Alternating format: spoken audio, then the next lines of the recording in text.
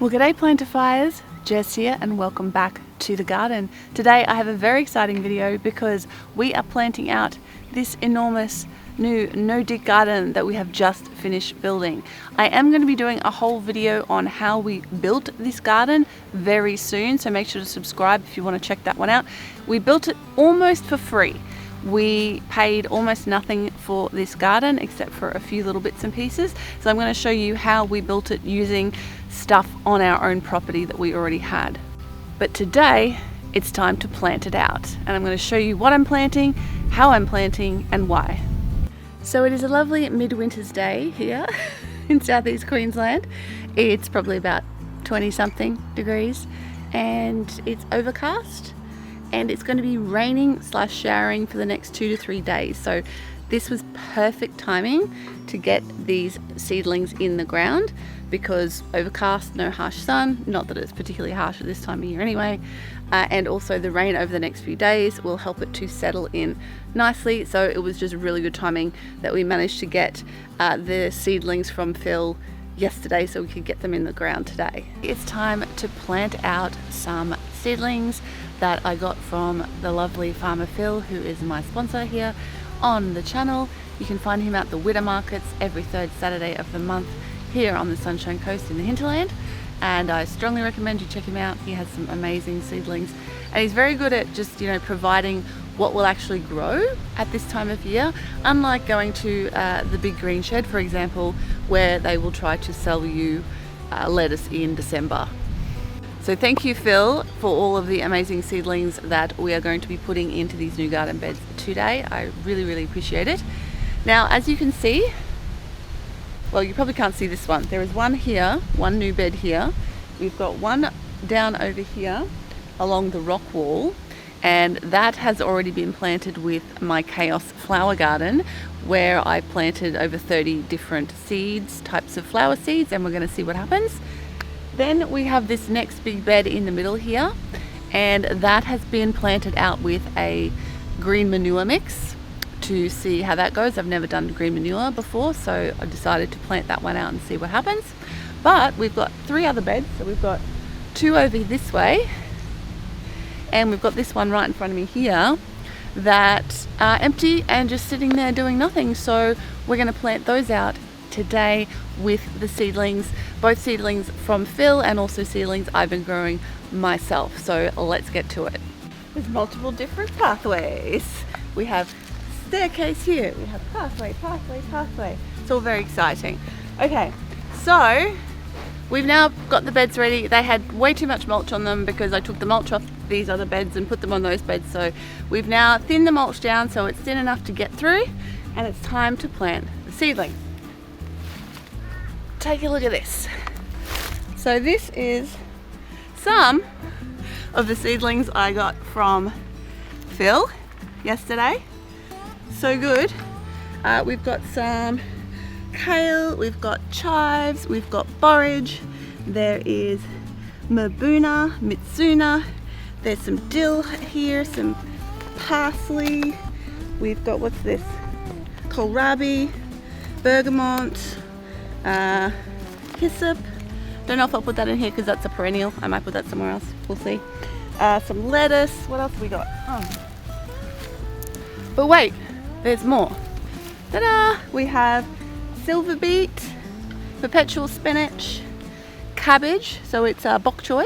We have a whole bunch of sugarloaf cabbage as well, some more lettuce, and by the way, if you've never heard of mizuna, this is what it looks like. Well, this is the purple type. It's basically a variety of Japanese mustard greens. We actually grow some normal, like, green ones in the main garden, but I want to try this purple one that Phil had. Very exciting. Here's some of my seedlings. Not quite as impressive, but hey, I'm learning. We've got some pak choy. There's some silver beet rainbow chard here. Got some poppies, which I'm probably going to dot around because I like to, if you're new here, welcome. My name's Jess. I like to plant polyculture style. I don't do big rows of things generally. I mix and mash everything together. Herbs, flowers, vegetables. So that's what's going to happen here. Some viola, baby violas. Some Tokyo Bacana here. but it's kind of small. I'm going to let it get a bit bigger before I plant it in the garden. Got a bit of stock here and some various other bits and pieces as well. Oh, and some beetroot, of course. Okay, so our beds are somewhat interesting in shape. This one is like a triangle, and then those two are kind of rectangles. So it's going to be a case of working out where everything's going to fit. Big plants kind of in the middle-ish, and then smaller ones around the outside, and mixing in different things.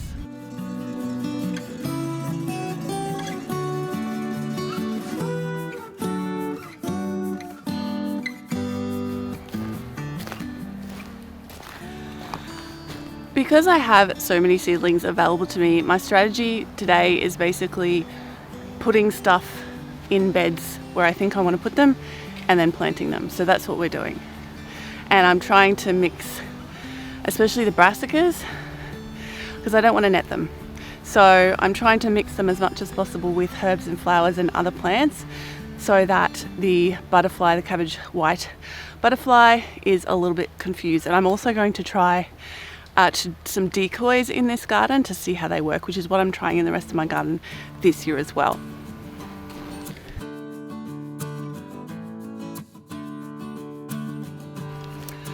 Okay, so that is all of the seedlings placed where I want them, basically, and now it is time for planting.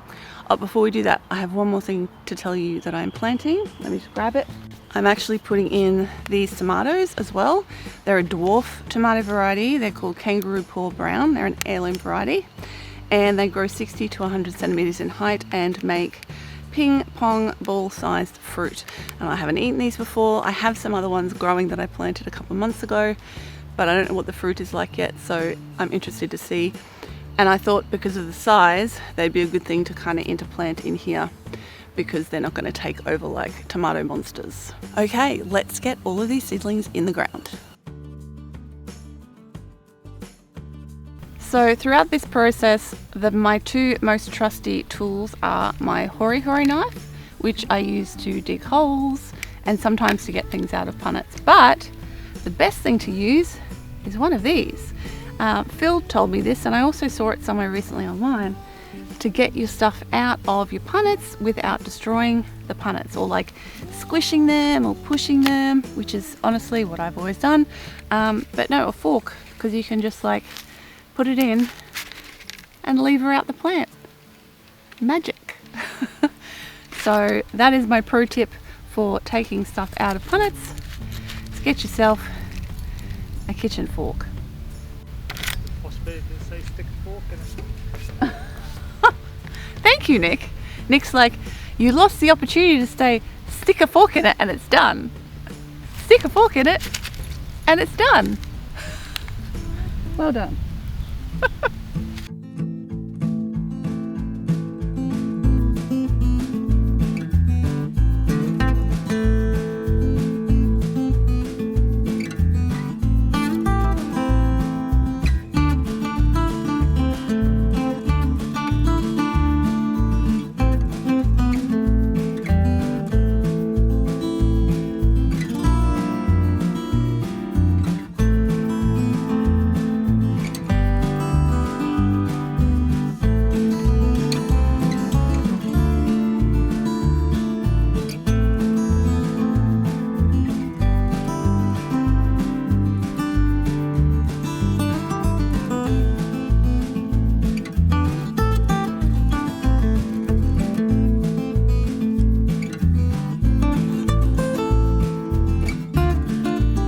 So we're adding a little bit of weed tea that we made to these beds as well, just to give them a bit more of a boost.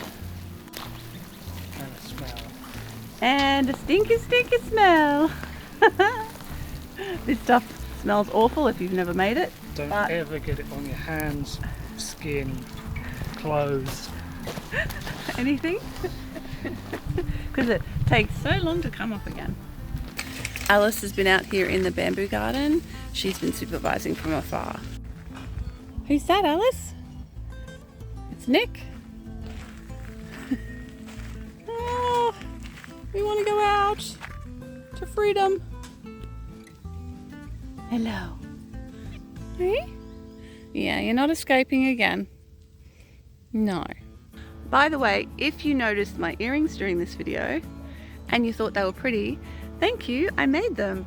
Nick and I have a business called Ethereal where we make sustainable sterling silver handmade jewellery, minimalist in style, and all of our silver is ethically mined here in Australia and also refined using an eco-friendly technique, so you're helping the planet and buying something pretty at the same time. So if you'd like a piece of Australian handmade sterling silver jewellery, check out our shop, ethereal.com, or on Etsy at ethereal.etsy.com.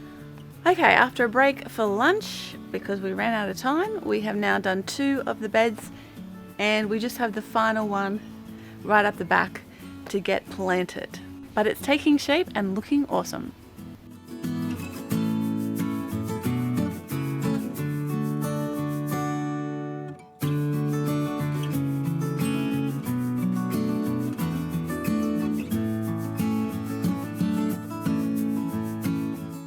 Well, that was epic. It took hours for both of us to plant out all of these seedlings in these 3 garden beds today. But it's done and we just need to finish watering this one and giving it some weed tea because we've done the other ones before lunch. And I'm really excited to see how it goes. We've planted pretty densely because we had so much stuff, and we're just going to have to be careful to pull out some of the faster growing plants, harvest them to make space for some of the slower growing plants. But I planned it that way so we've got like the bigger brassicas and slower growing plants scattered around the place with faster growing leafy greens and such around them, so that we can hopefully fill up the space as fast as possible and keep the weeds suppressed, while also making sure that we don't overdo it and make sure that there's enough space for those larger plants to grow as they develop.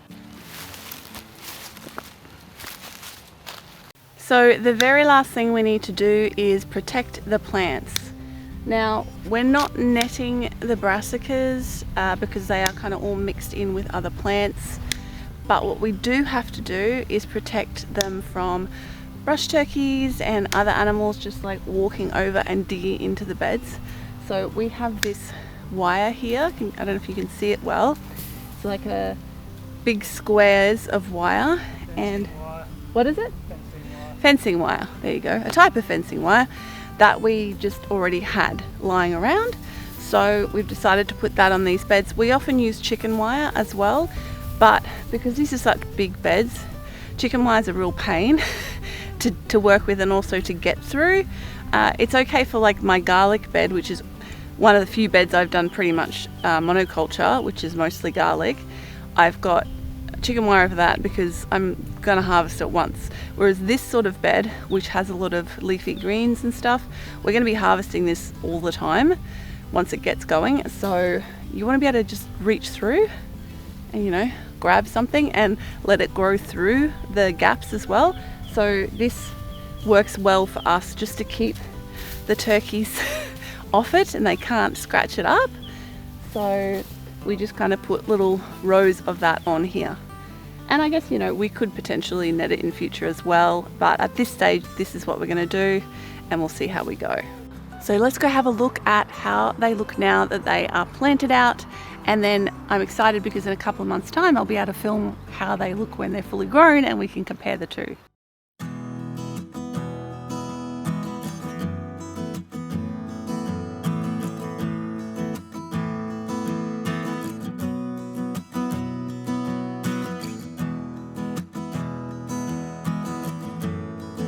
If you want to see how this grows over time, make sure to subscribe so you don't miss my future videos where I will give you updates on how the new no-dig garden is going and growing.